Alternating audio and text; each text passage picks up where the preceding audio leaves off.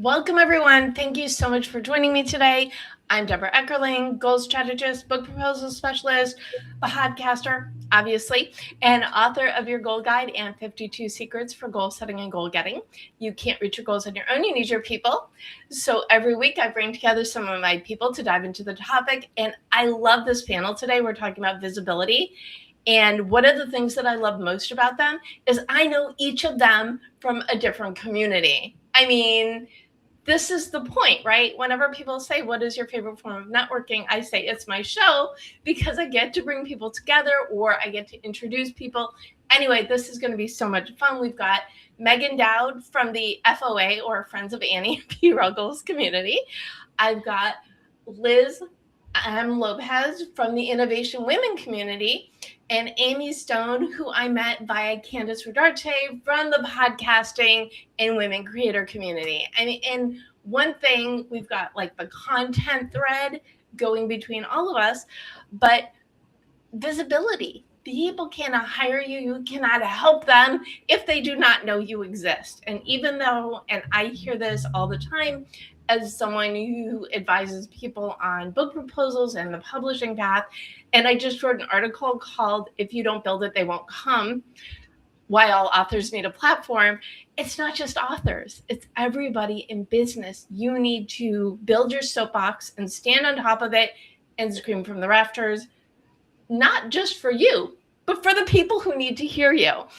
Anyway, we're talking about visibility. You might be watching this as GoalChat Live. You might be watching the replay. You may be listening to us as GoalChat on the Marketing Podcast Network. But no matter how you found us, we are so glad you're here, being visible to us as we are being visible to you.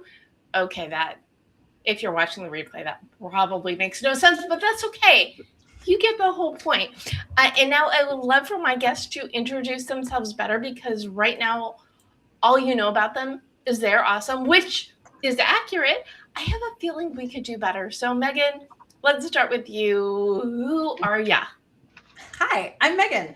I'm an equity-centered coach, a former classical actress, and professional translator of I Swear This Makes Sense in My Head. I work with enthusiastic overthinkers who work for themselves and need a little bit of help realigning their business back to themselves so that they can stop fire hosing their potential clients out of the sale without losing the nuance of what they do.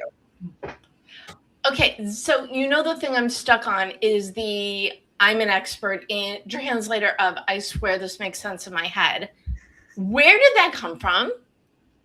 Other than your head? Out of my head, having that be the thing that I hear almost every coaching session with a client is I like a stall out and then my prompting, like, just give me the messy version. I swear this makes sense in my head. Here's the brain dump. Here's the verbal vomit. I love a brain dump, y'all. I love a brain dump. I want the messiest version of I swear this makes sense in my head. I want every corner of that because I will be able to pull so much good stuff out of that. The copy, the offer, the messaging. I want all of the word vomit. Because if you can give me all of the word vomit, we can find that sweet spot. I talk a lot in my business about how you need to find alignment between your brain, your body, and your bottom line. And if one of those three things is out of alignment, out of whack, you're not going to be visible. You're not going to want to sell the thing that you're selling.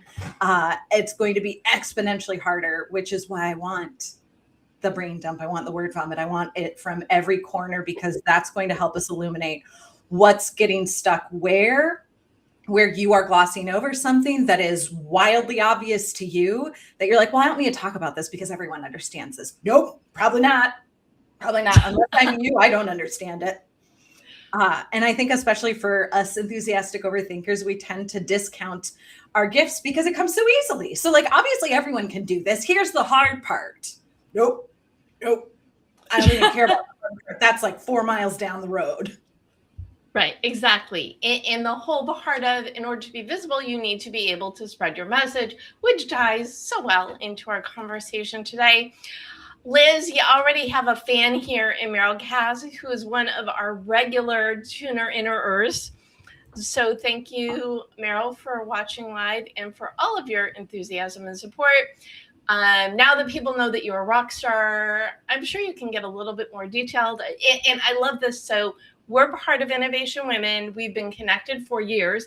This is your first time on GoalChat. So I am so excited. Yay, go team.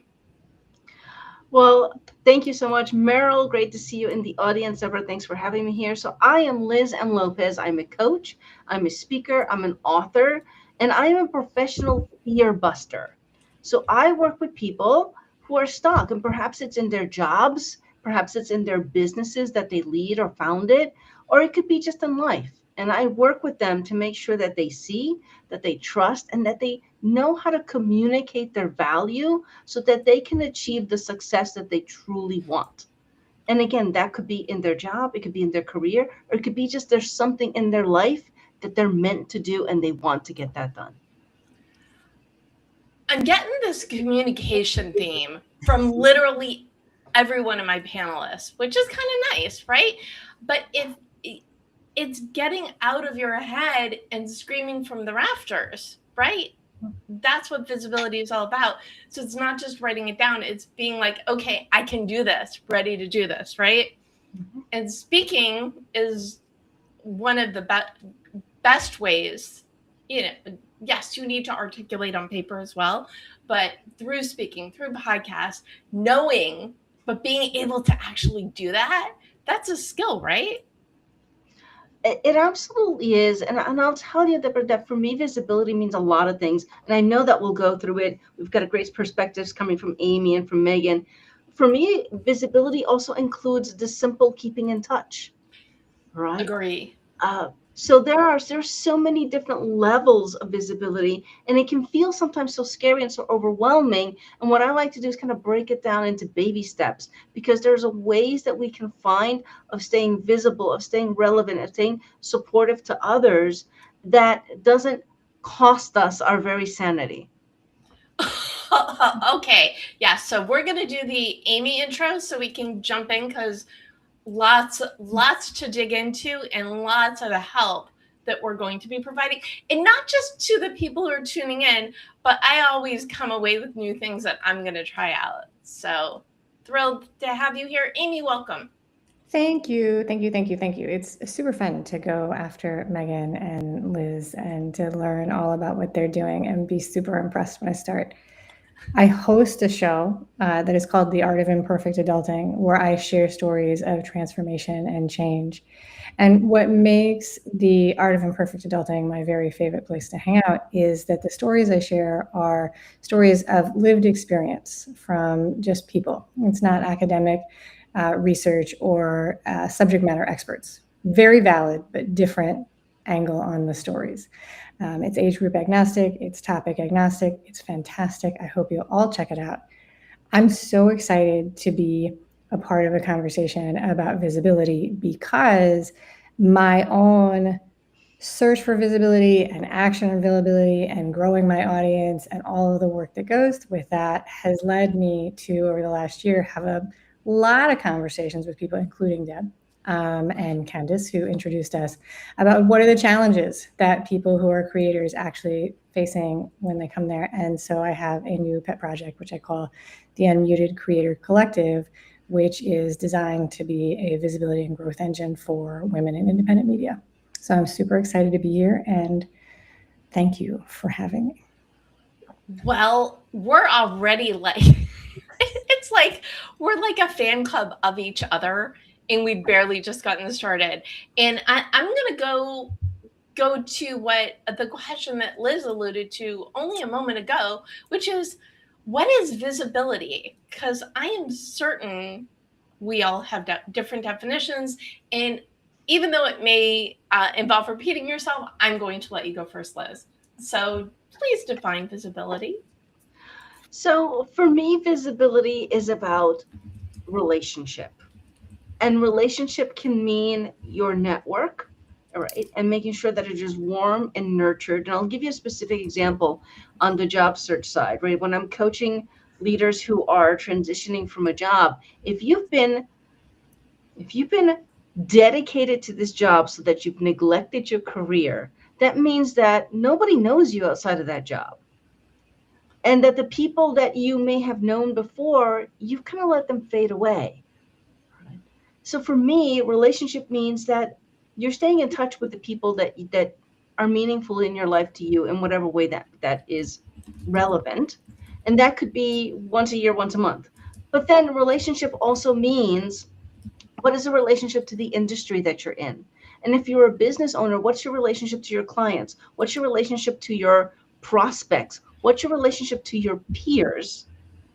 Right? And to larger audiences, where now we start getting into the content creation, the social platforms, the kind of the more the visibility that is more kind of fad driven or very much in light now. But to me, visibility starts with, when you make a phone call, are they going to answer? I love that. And one thing that I talk about frequently is networking goals. And it counts. Picking up the phone and dialing someone or sending an IM or an email or a message or whatever, that's networking. It's relationship development and staying in touch, because it might help you, but I guarantee it's going to make the person you've reached out to's day because you thought of them. So I love that we're starting off with such a meaningful reasoning for visibility. Again, it's not about you, it's about the people in your life. Mm-hmm. Amy, what is your definition of visibility? So this is not a good definition because I am not a definition writer, but for me, visibility is about discoverability, or the ability to be found. And like Liz mentioned, that really can begin with just one other person. And then it can grow towards big awareness. But I think, I don't know if it was something that was said here or a moment before we went live, people can't find you if you're not able to be found. And in 2026, even though there's no shortage of information in the World Wide Web, or the virtual world that we live in, or the real world that we live in, we're actually very much siloed in our interest bubbles and our geographic bubbles and all of those things. It's harder than in many other ways to know what's happening down the street or around the corner, or anything that's right outside of your very topical special awareness. And so visibility is getting yourself in spots where people can find you, and that's what it means to me. Really good answer. Good answer. I feel like it's a game show. What? Oh, Family Feud. Yeah. Good answer. Right. That's right. And it's not just being online, but it's actually leaving your house. Yes. And being in places where people are as well. Megan? I so agree, Liz and Amy. And one thing that I would like to add to how I understand visibility, especially in a business context, is it requires the courage to be misunderstood. Okay, go on. If you are being visible, you're putting yourself out there, you understand your work, you have a sense of identity of what you stand for, what you do, the basics. But I think for us, especially the folks that I tend to work with most, there is visibility in terms of like business actions or business strategy requires the courage to be misunderstood. We are, especially if you're neurodivergent, you have spent a lifetime of being misunderstood, and it is so frustrating. And so you over-explain, you fire hose the client, you do all of these things in a bid to be understood. And I think that is a way to try to head off any discomfort we might feel or any rejection we might get. And so visibility asks us to put ourselves out there, offer the thing, and then shut up. And then give it enough space to breathe on its own. I think that's true. Can I add to that? Yes, please. I think that not only does it require it for visibility, but I think in terms of a marketing message and brand message and refining any kind of message, we want it to be perfect when we launch it. It never is. It takes hundreds of times of trying to explain it before we take it from what we think the idea is to how we can say it so that somebody who's never heard from us before understands what we're trying to do and say. Because, and these are probably, Megan, this is probably your business that I'm teaching you about again, right? Like, it's in our head, it's in our shape. That doesn't matter because we already have it. It's with us. Our potential audience, our clients, they need to hear it in the way that it speaks to them. And the only way to find that out, that I think, right? I mean, maybe you could spend millions of dollars and run a focus group, but maybe not, is to say it out loud. You have to get out of your closet and say it to somebody else in person. Your cat doesn't count.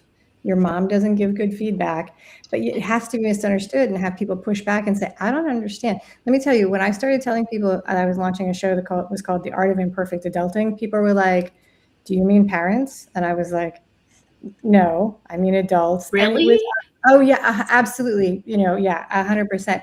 And it was 100 conversations of me explaining why I chose the word adult, and all of those. And even after that, surprisingly, I was like 100 episodes in. I was like, gosh, it is not easy to say the art of imperfect adulting 5 times every single day. Like, it's a tongue twister. And even with all of the practice, I didn't realize that. And I was like, oh, maybe I should have picked an easier set of words. Okay. But I never misunderstood. From the moment we met and I heard the title, it's great. It is something that makes you stand out, which we'll get into a question about in a moment. But people do not forget you, especially when you know your stuff, especially when you're good about the message. It's the way people identify you. When you are doing it right, it is how people will connect to you. Did I say the magic words, Liz? You're like smiling and. Well, I want to expand on that, if I may. That Yes, please. It's having the discernment to know who your message is for, and knowing that it isn't going to be for everyone. When you're trying to measure, when you're trying to engage, or trying to communicate, it's about attracting the people that are meant to be in your world, and not feeling like you have to get everybody, because you won't. And the people that are meant for you are going to get it. Oh, so true. And I will also say, I have a lot of experience with that particular statement, because as a goal setting expert, it is for everybody. I mean, well, it's for type A's, driven, busy professionals, which is fine. That's why I have the podcast. That's why I have the book. But for my as the book proposal expert, it is amazing how people self-identify immediately when I say what I do. They're like, oh, I've always wanted to write a book. It's an omen. I meant to meet you. Or, oh, this is good to know if I run across somebody. Or maybe someday. Well, you go in my group program. But the point is, when you are that specific in that niche, people understand immediately whether you're for them or for someone they know or not at all. Okay, I'm getting some nodding here. Megan, do you want to chime in? I don't know that I have anything useful to add that isn't a reiteration of what's already been said. Alrighty then. So I will start with, I do want to address how someone can stand out. But before we do that, I want to know what each of your superpower is, because I feel like that is the essence of standing out, when you know and embody. So Megan, what is your superpower? Being able to translate. I swear this makes sense in my head. I think it is being able to translate, but it's my superpower is being able to identify your core values just by talking with you. Mm-hmm. And that's typically the first thing that I do with clients is we dig into your values. I don't care how many times you've done core values work. And I mean, I haven't tracked it. Maybe I should. I'd say that I've got a 75% success rate of having somebody at the end of a session go, holy, I don't know if I can swear on this show. Holy wow. I had no idea like that's, of course, how did I not know? That's like, I have the goosebumps, but why didn't I? And I always say, like, because you're living it, because it is so obvious to you that this is so important, that pulling on that language doesn't occur to you, which is just fine. This is where my former life as a classical actress comes into play. I trained at the London Academy of Music and Dramatic Art. I love language.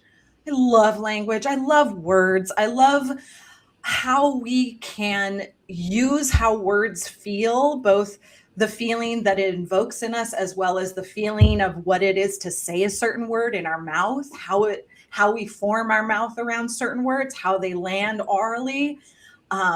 It's all in there. That is a longer answer, but my superpower is the words that feel like home to you that you never would have picked out for yourself. Amazing. Liz, superpower. It's unlocking people.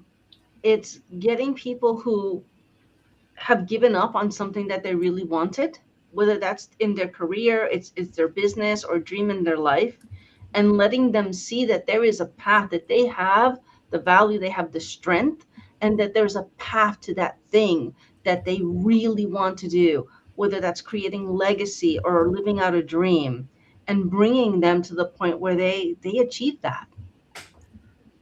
Okay, so Amy, do not let me down. Megan's is unlocking words. Liz is unlocking people. Oh, so I need an unlocking. All right, that'll take some revision, but I'll get there. Give me a second. I have a couple unrelated to the topic of the day. My human superpower in modern day times is that I am small enough to be comfortable in the middle seat of a coach airplane seat. So that is a very important thing in modern times. But related to the conversation and what I do, I am very interested in a maybe limitless round of topics. So for me to talk to people and interview them, I'm like honestly curious about everything from people who start word farms to people who change their degrees to people who, I'm fascinated by how dams are built and, why mushrooms grow where they do. And that means that I'm happy and interested to talk to people about those topics. I'm sure there is a limit, and I'm sure that I will find it, but the joke is that I can talk to a chair for 50 minutes and not run out of things to say.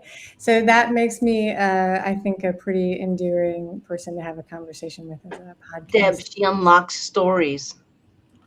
I unlock stories. Mm-hmm. Okay. And I guess that's the thing. Like I decoded the stories. People love to tell stories about their life from the success story, right? We like to lead with what we've done. I've got a best-selling book. Here's my resume of the last 25 years of my career accomplishments. I found myself listening. I love those stories. I found myself listening and being like, yeah, what came first? And so that's the focus of the stories I tell. And I find, and so I'm constantly asking people, yeah, but what did you do before that? And where's the point that you made that decision? Because it's great to listen to a story about somebody who's built a 6-figure or a 7-figure or an 8-figure business around whatever the topic is. But I always find myself like listening and I'm like, yeah, but when it was just you in the shower and you just had an idea, what was the thing? What was the choice you made? What was the decision? What was that first thing? And so if that's unlocking the story, then that's unlocking the story. Perfect. I love the symmetry. And that's, a big inspiration for 52 Secrets for Goal Setting and Goal Getting is you can't follow someone's path exactly, but take one thing that worked for them for setting or achieving goals, take it for a spin. If it works for you, you do more of that. And if it doesn't, 59 more. But it's the secret to success. It's not looking at the whole picture. It's the pieces of it. So I love that you said that. Megan, you look like you're about to jump out of your chair. Can I, not to be pedantic, but I do love words. Could we say that you unlock origins? Yeah, 100%. Yes. It sounds like it certainly is the stories, but it sounds like you have You're incredibly adept at asking the right questions for someone to understand the circuitous back and forth nonlinear to get to the origin. Right. Yeah. No, I think that's very good. And truthfully, it's not like I think that unlocking is an interesting thing because people obviously know the story of their own whatever, right? Whether it's, how I got braces, how I wrote a book, you lived it, you know it. But the beginning steps, while we're doing them, feel tiny. We forget them. We're very much oriented in our present life, which is the way we should be.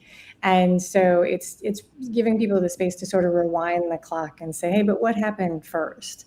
And in big ticket issues like coaching and things like that definitely is origin work. This is sort of like the beginning of a story. But yeah, the origin of a story, sure, 100%. And now that you gave your personal superpower, now I need superpowers from Liz and Megan. Oh yeah, on the spot, you guys. Put on your capes. What are you? Yes. For my personal superpower? Right, you're sitting in coach. I haven't tested this in a long time. When I worked as a bank teller, I could pick up a stack of 20s up to about $10,000 and know within a 20 how much it was. Wow. You could be a bank robber. I've never tested it. We'll see. Anyway, Liz, let's keep. No, we are not endorsing crime. Liz, right. What about you? Later I'm probably going to think of so many other things to say, but the first thing that came to my mind is that I can be ready for a Zoom. I can go from t-shirt and shorts to ready for a Zoom in like 30 seconds. That is a really good one. It always freaks out my mother-in-law. She comes over to visit. She's like, don't you have a meeting real soon? I'm like, just watch. And like in a minute and a half, like I'm a completely different person. And she's just like, I just don't know how you do it. That is a very important skill though, especially in this day and age. I remember this must have been in 2020. So I had already started doing a live show and I worked remotely for years. So always really comfortable. But a friend of mine was doing a Zoom and the guest didn't show up. And she's like, okay, which of my friends are out there who wants to come on the show? And I did like not even 5 minutes from bed to on screen and not even 5 minutes. I'm like, yeah, of course. I'm not going to miss out on any opportunities, but yeah, it's an important skill to have. I also know that I've got it, and I'm going to file that as well because I have a stable of people who, if I get a last minute cancellation, they're like, Deb, call me. Mm-hmm. So you're going on the list. Well, you can all go on the list if you want to. The superpower, and this is why I think the superpower and the visibility thing kind of go hand in hand, because when you know what that is, you know how you are showing up in the world. What do you each or all do to stand out? And how does that relate to advice for other people in what they need to do to stand out? Liz? I have a bet before we start. I bet you we all have the same answer. Okay, what are we betting? Okay, gambling, robbery. Okay, well, this is so. That's Jason, so funny. It sounds like I'm like a vice queen. I apologize. No. The reason that I'm laughing is. This is why I'm laughing. So last week I did Go Be Awesome, and Jason Falls is the executive director of the Marketing Podcast Network, which hosts this and the Book Proposal Podcast. And the other show, the MPN Meta Marketing Show. And he was on, and when he reposted it today, he's like, it's a great conversation, but the thing that stands out is when I yelled drugs for no reason. Okay, so I wrote down my prediction of what I think we're all going to say. And okay. So I can prove whether or not I was right. Watch me be flamingly wrong, and it'll be hilarious. Okay, go ahead. It's going to be hilarious whether you're right or wrong. So we're good, Liz. All right, Deborah, give me the question again. Let's get the question back on the table. What do you do to stand out, and how can others learn from what you do? It kind of happened by accident. So I always worked with Zoom, but when 2020 happened and everybody came into Zoom, I got pink glasses. They're just my computer glasses. And I was doing Zoom after Zoom after Zoom, doing a lot of virtual speaking, wearing these pink or red glasses. And when it came time to go back into the world, and I was doing speaking events, I had my regular just black glasses. People were like, "Where's your red glasses?" So I had to like make sure all of my glasses are either some version of pink or red, because I'm so recognizable by that. And I moved to a new little city, and the first time I went to a networking event, I walked in and the organizer runs up to me and goes, "I know who you are. I recognize you from your red glasses. I know you're a speaker. Our speaker canceled. Can you speak today?" And I did it. And I'm getting text messages later in the day from people I've met in town going, "What did you do this morning? Everybody's talking about you." All right. But being recognizable, having something that you're known for can go a long way. And something as simple as $7 classes. Wow. That's a great story. Mm-hmm. And it also proves your superpower of being ready to speak at the drop of a hat. Absolutely. Always be ready. And the hat was the thing I thought you were going to say, because when we were on Speaker Friend-a-thon together, you had like you've got a thing with the hats as well, right? Yeah. Yes. So that's there's a particular keynote that I do where I wear put on multiple hats, and it's becoming a thing. Like people ask, like, "You doing your hats today?" So it goes back to same thing, being recognizable, have something that people associate with you. Yes. Megan. I have what I have lovingly referred to for years as my spicy soapbox. And I encourage all of my clients to find their spicy soapbox as well. This is the thing that can be directly related to your business or not, but that you are so passionate about, you cannot shut up about it. And unsurprisingly, mine is around mental health and clinical depression, which I have had my whole life. And I think it is, especially as business owners, it's less so than pre-2020, but the concept of mindset in coaching spaces used to be incredibly abusive. It is slightly less so. And yes, mindset can do a lot. And also, there's no amount of mindset that will move me past the fact that I have clinical depression. There's no amount of mindset that is going to make up for systemic barriers. There is no amount of mindset that you can work yourself out of these things. I'm already getting worked up. See, I got on my soapbox. And so I also encourage my clients to find these things that they are incredibly spicy about and want to talk about, that they are willing to be known as, "Oh, you're the person who is always reminds me to like check my ableism at the airport. Thank you so much," or what have you. But it really cements especially if you're a personal brand, your personality and what you stand for, what you value, and gives folks a reference point. Even if they're not like your ideal client or your target market, they remember you. So when someone says, "Hey, I need someone who does XYZ," oh my gosh, I know the person for you. They value this. They feel strongly about this. And I learned so much from them about this thing that isn't even related to their business. I love it so much. And we haven't known we've known each other a while, but we finally had our little one-on-one conversation not too long ago.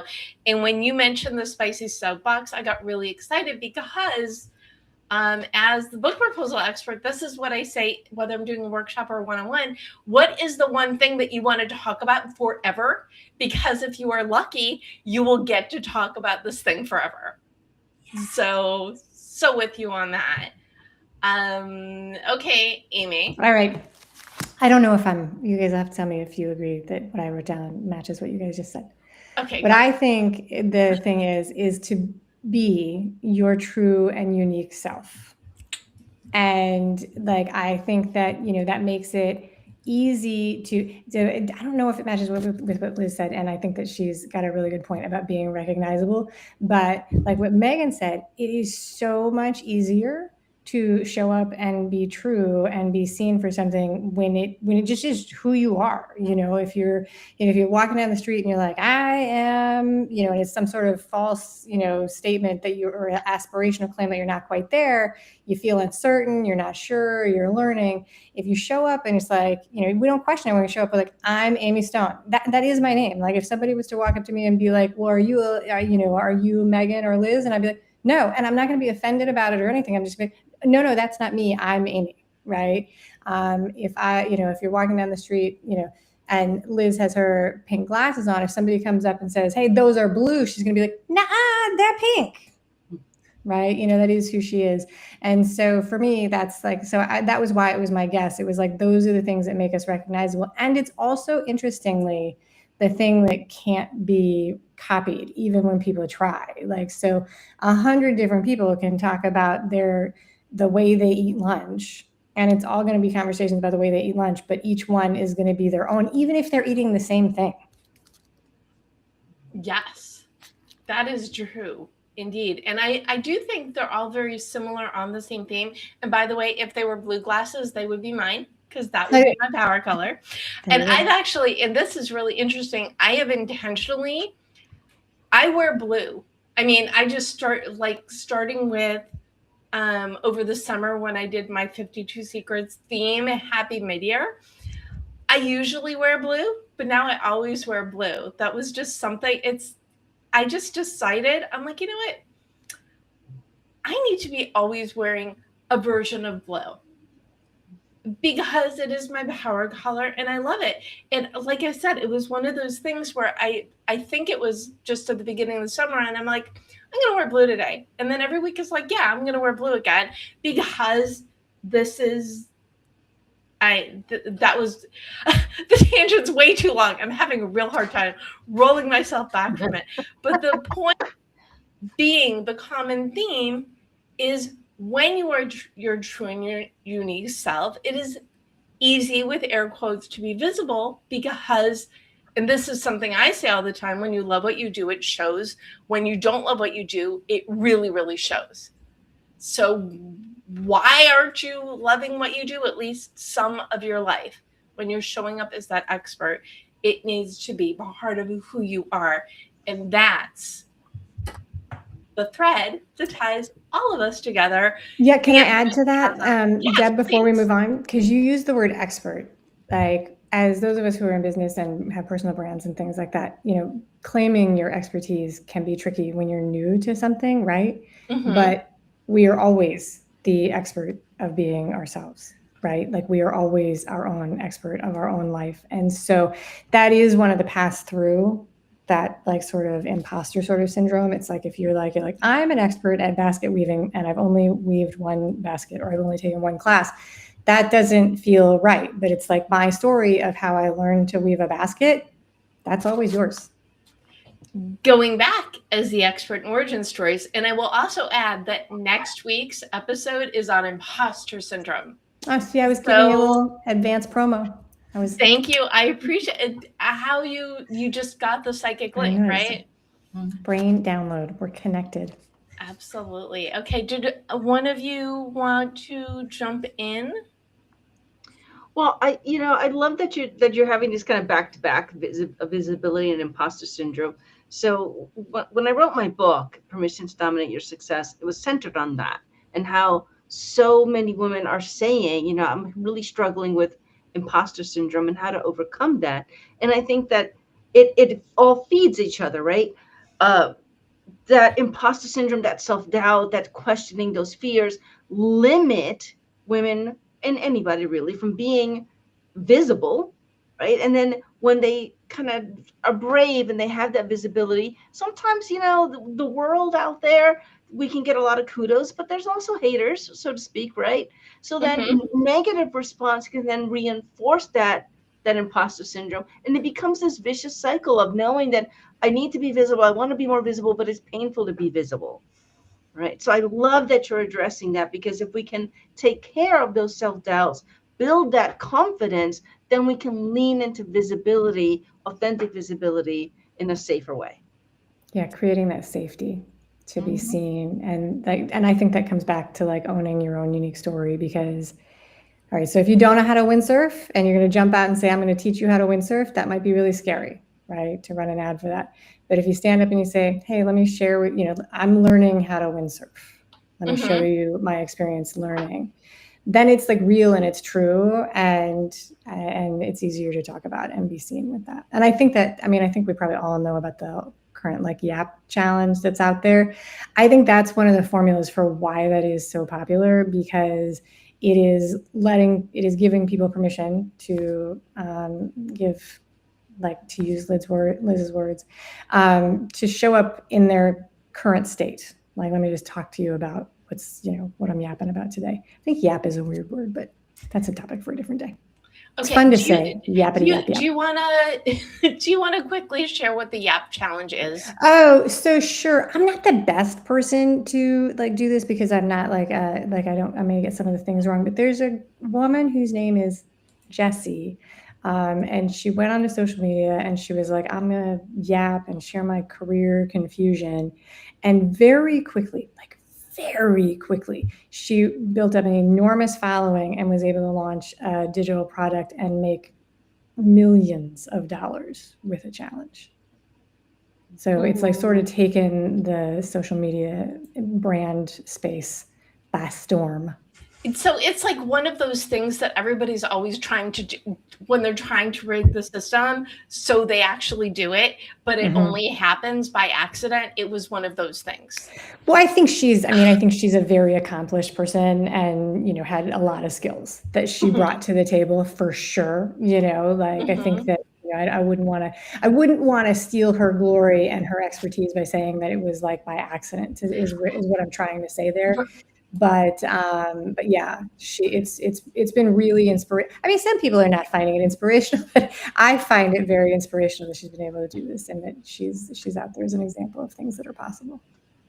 And the thing that you both kind of said, which was what was rolling through my mind when you're talking about the word expert and expertise, is you're a different kind of an expert at different stages of the things that you're doing. So I love that there's the origin story expert, there's the getting your footing expert, and then there's the person who's been doing the thing for years, that all the pieces have fallen into place for them. And there's a place, and in each tier of expert, there are hundreds of thousands of people owning. When you own it, I think that we're deciding is the key to visibility, is owning the thing that you love, that you do well, that is your superpower, and letting people know it exists so you can help them. Love it. Was the bow nice enough? Was it pretty enough? Do I need to send it back to gift wrap? Gold star. Oh, I've got those too. There we go. Way back in the day, when I was leading my in-person writer support group, which evolved into groups for writers, creatives, and entrepreneurs, one day someone said, it was all about, what are your goals? What do you accomplish? What are your goals for next time? And one day someone said, where's my gold star? And they were kidding, but I thought it was a great idea. So I still have the stickers. And this is the rule in Debland, is you get a gold star for accomplishing something that you set out to do, but you get any other color gold star for making progress. Because when you know what you're working towards, sometimes you do different things to get there. And all that, I know it sounds very much like trophy for everyone. I'm not going to apologize for that. In this world, we need to celebrate every step and every move forward. You can have whatever color gold star you want, as long as you're showing up for yourself and for the people who need to see you, learn from you, and visibility. Ooh, I did it again. Love it when I can make the thread boomerang all the way back around. Do any or all of you have a really good light bulb moment of something you did that got hot on and you have absolutely no idea how that happened?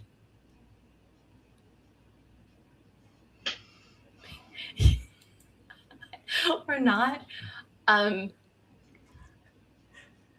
Something you said, something you did. I'll start. Okay, so as you know, I'm Goal Girl, and the book proposal expert. But I got the moniker because a friend started referring to me, oh, you need to meet my friend Deb, the book proposal expert. That led to me getting the URL and the branding. So sometimes that was, I'm not going to say it was accidentally on purpose, but I was book proposal specialist, but going back to the expert, being referred to as that, which I am, said, oh, light bulb. So sometimes the light bulb doesn't even come from you. It comes from the people around you. Okay. I definitely have one. Okay, good. So I started writing my book 7 years ago. So about 8 years ago, I wrote my first book, and I wrote it really quick. And I thought the second one was going to be the same. It was not.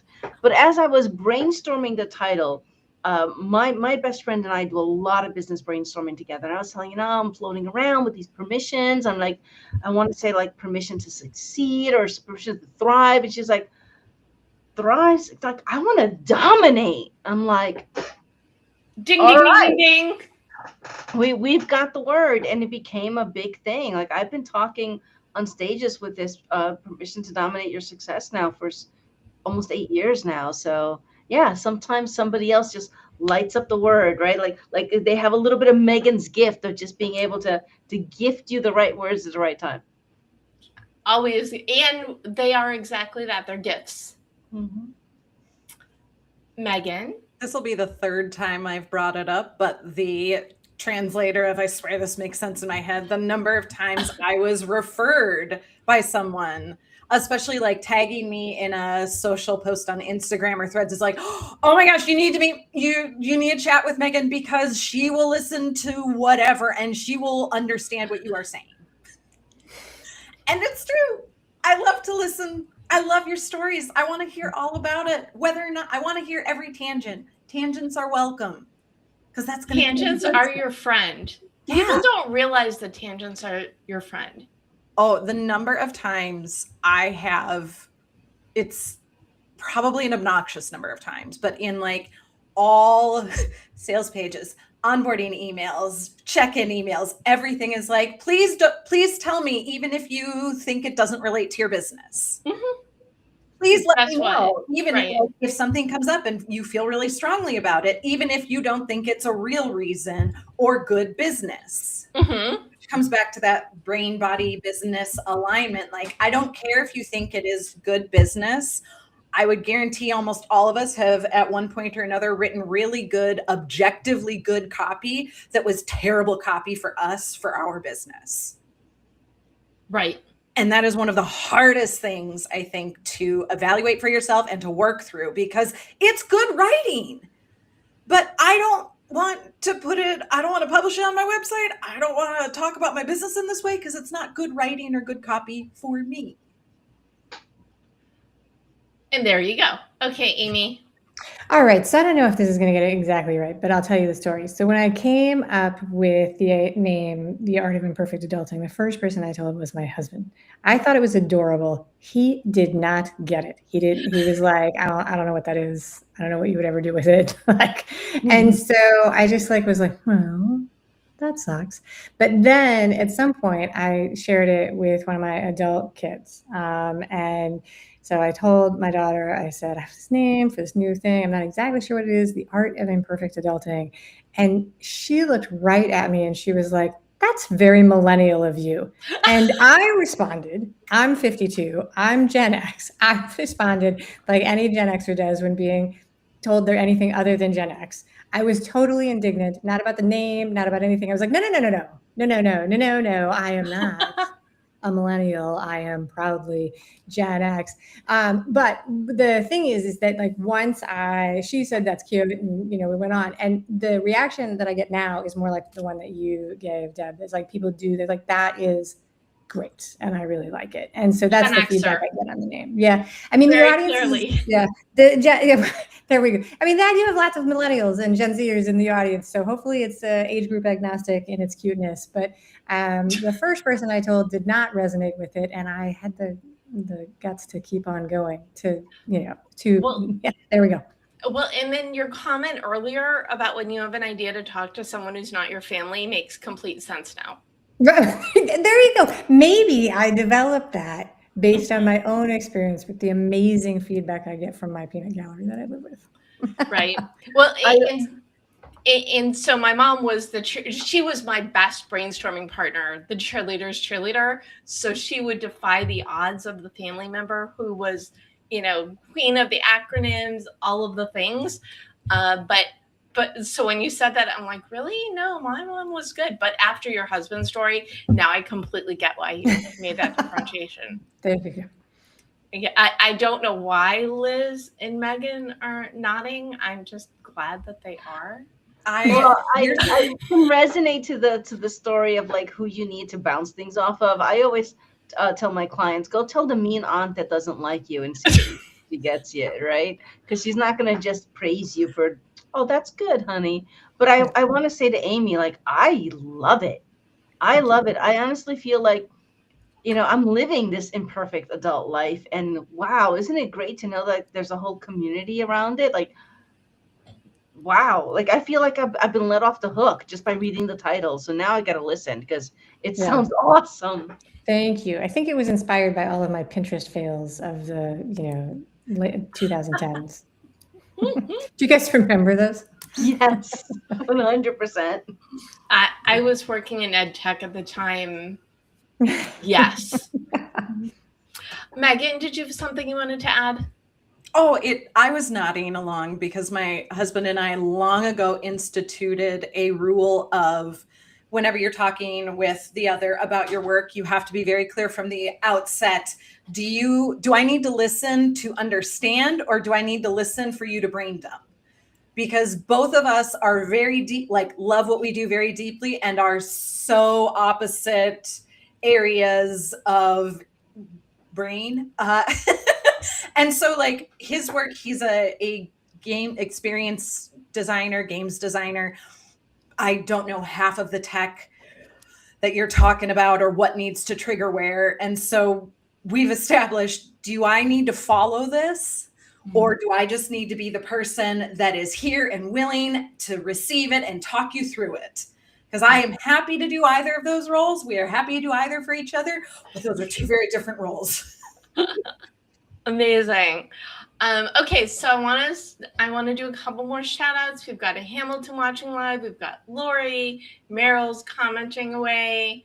And there's some other in there who I'm sure I lost. But if you're watching us live, as GoalChat Live, we are thrilled to see you here. And if you're watching the replay, we're happy you're here there as well.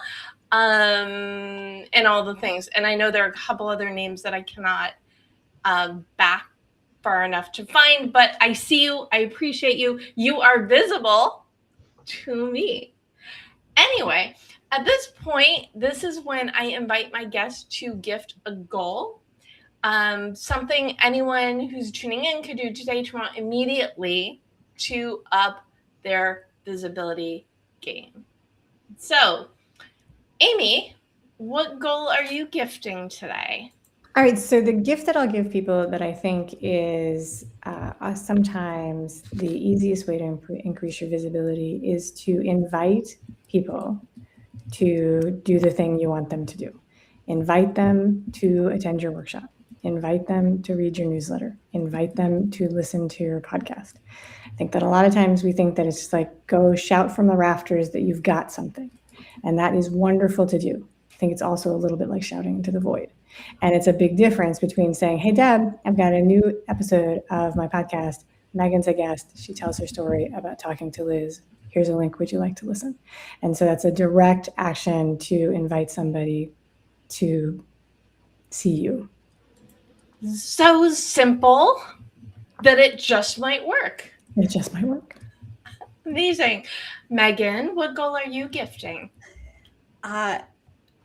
Setting a goal to repeat yourself, say the exact same thing, issue the exact same invitation 5 times in 1 week. That feels way too big. Then 5 times throughout the course of the month. But repetition is key to visibility. And about the time you're like, I'm going to vomit if I hear myself say this one more time, that's about the time everyone else is like, oh my gosh, did you know that Liz wrote a book? And you're sitting here going, how did you, because you're on the inside. No one else is paying as much attention to you as you are. So if you are not sick of yourself in your marketing, even if you love what you're talking about, if you're not sick of yourself a little bit, you're not repeating yourself enough. So repeat yourself 5 times 1 week. Now this is really funny because usually someone would say that and I would be the one who would say, oh, 5 times is too much. In this case, I'm saying keep it to 5 in a week. I am actually going up against, I love that you added a cheat, but I will not allow it. Judges say, because I feel like 5 times in 1 week is a really good number to get in a pattern. Definitely. For me, the 5 times, the cheat is added in if your nervous system was immediately like, like if you are having such a big reaction that you're like, I can't even fathom, I cannot even start, then you're starting at 5 times a month for the rest of August and starting 5 times a week in September. But be honest with yourself. Is this my nervous system saying, nope, this is not safe? Or is this, I am very uncomfortable and I don't like it? If you're uncomfortable, good, not safe, bad. Yeah. I always say like my sweet spot is when I'm excited and terrified in equal amounts. If I'm not terrified the same amount as excited, then I'm not challenging myself enough. If I'm more terrified than I am excited, then I'm way overshooting what I can do.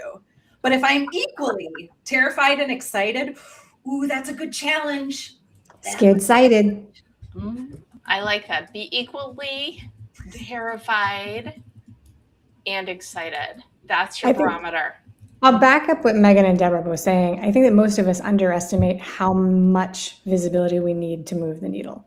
Like we think that we can say something once and somebody will hear it, but it's so much more exponential. It's like you need hundreds and thousands of to get single digits. Yeah.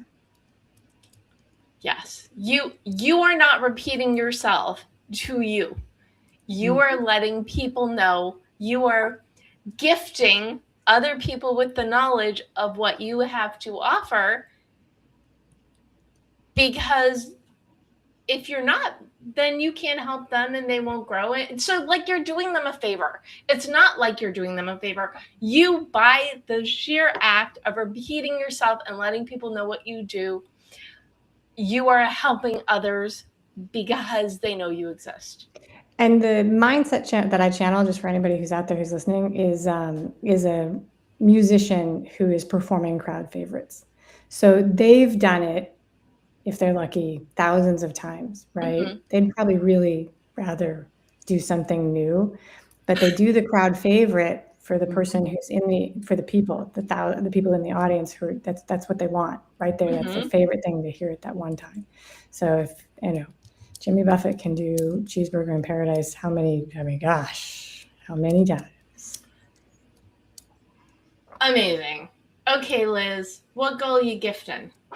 So I got to say, I love what Amy and Megan have put forth. I love a dignified ask, and I love planting a lot of seeds. I want to challenge people, really invite them to call, if appropriate text, but call 3 people you haven't spoken to in over a year. Right? Reconnect, warm the relationships. You don't need to have a specific ask, just ask them how they are. Ask them what they need. Reconnect, call, if appropriate text, 3 people that you haven't spoken to in at least a year. I wrote it down. I'm going to do that. I love that. Okay. Yeah, so I think these are all fabulous, and I'm actually going to do all of the things. But what I'm going to do is, for this particular panel, I will send you the recap and the links to share, but everybody report back to each other. Okay. And if you're on any or all of the things, but I feel like especially like the triad, the 3 people you reach out to, because they are happy. You will feel good, but they will feel even better circling back to the way that we started this, what a wonderful conversation. I appreciate you all so much. Where can people learn more about you? Megan? You can find me at my website with megandowd.com. Easiest way to stay in touch is via my newsletter. I am occasionally on Threads, even less so on Instagram. Email is the way to keep up with me, to chat with me. And I love it when people reply. I reply back to every single one. Like, I would like a dialogue, please and thank you. Okay, then. That's fantastic. And Liz, where's the best way for people to be in touch with you? So my website is lizmlopez.com, and I jam on LinkedIn every single day. So look for Liz M. Lopez. You're going to find the pink glasses and connect with me on LinkedIn. I love a good LinkedIn interaction. Amazing. I do as well. And Amy, where can people learn more about you?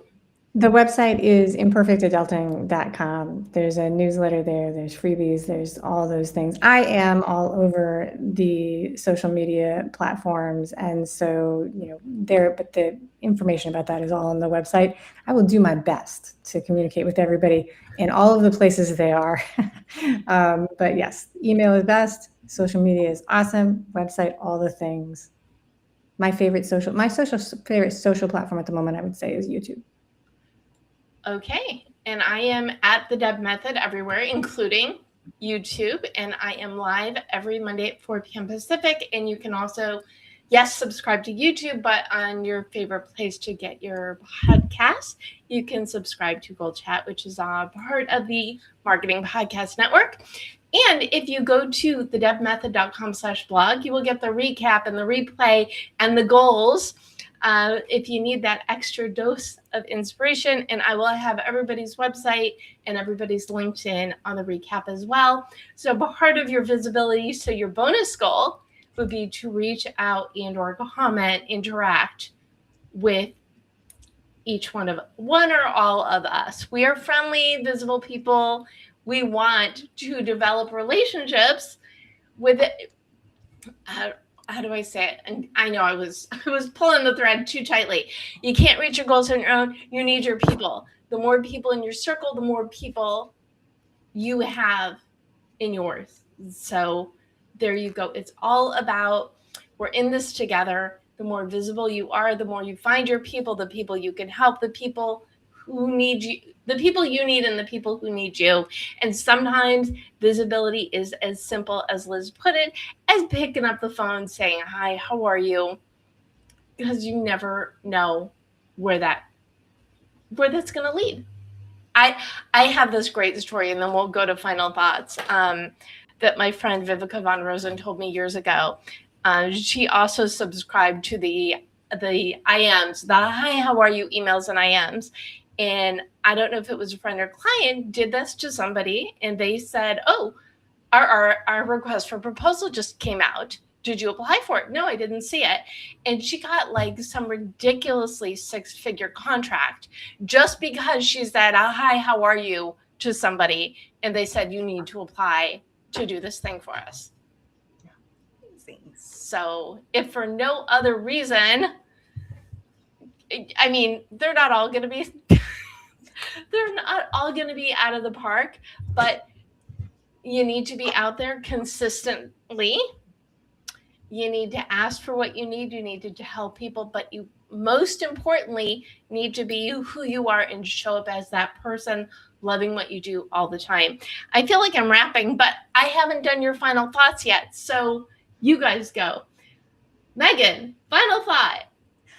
I want to leave folks with a metaphor, my favorite metaphor for marketing and visibility, which is your work is this big, beautiful medieval Gothic cathedral, and your work is the sanctuary. It is the place where everything is. And if you drop anyone from the outside into the sanctuary, they are immediately overwhelmed.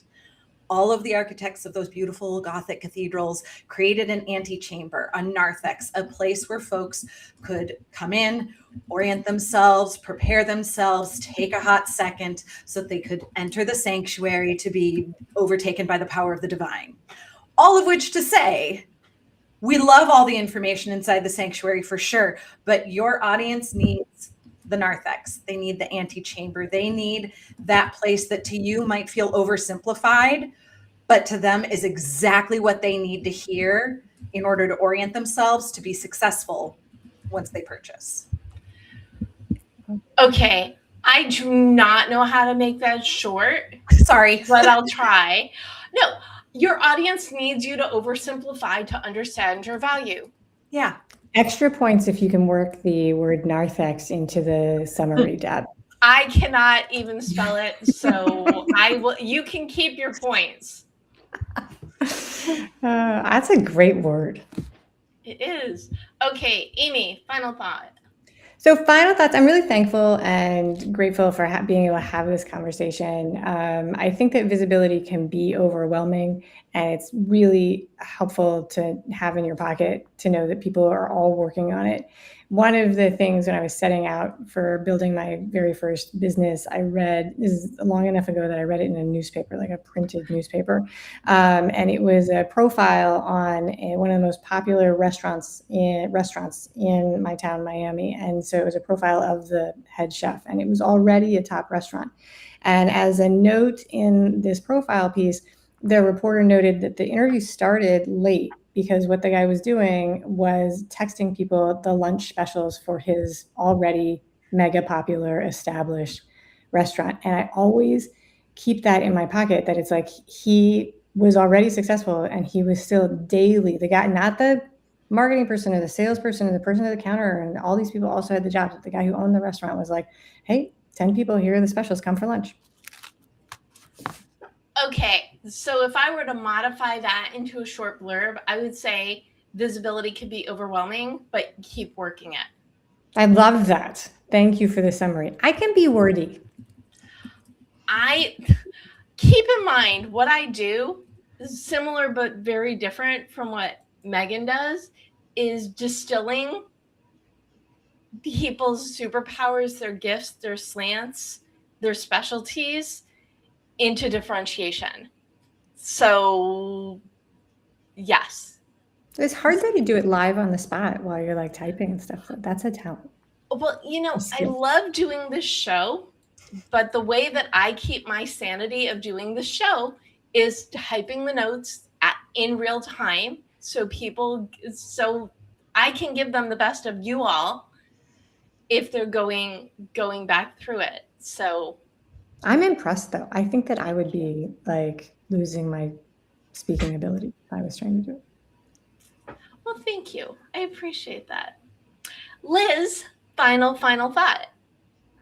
I want to invite everyone watching live, everyone watching the replay to embrace it. Just take a little step closer to visibility and togetherness, because if you are looking to make some kind of impact, isolation is a dream killer, but courage is contagious.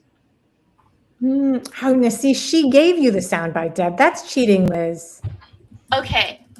Isolation is a dream killer, but courage is contagious. So that's why it's important to be connected to others, to stay visible, to stay connected. See, I was so taken by how amazing that was. I got lost halfway typing. Occupational hazard. And so we'll end on one of my favorite phrases. I love that, Liz, which is you can't reach your goals on your own. You need your people. Get out there, do the things, step on your soapbox, right? Build it. If you need to build it first, that's fine too. Step on your soapbox, be out there, but be out there as who you are, your most authentic self. Because in authenticity, that's one of those goofy words, because it's one of those buzzwords. How do you be authentic? Well, you just be authentic. Well, anybody who loves words knows that you're not supposed to use the word in the definition of the word. So let's just say And this is also really funny because I did August is for Authenticity as my newsletter that came out last week. Do what you love, keep doing what you love, and share that joy and the authenticity. It's just going to be the natural that follows your enthusiasm. Thank you again, Megan, Liz, and Amy for joining me. Thank you, whether you tuned in live or the replay or you are listening to us. We applaud your visibility in showing up today for us, but mostly for yourself. So go be visible. Go out there and go for it, because we know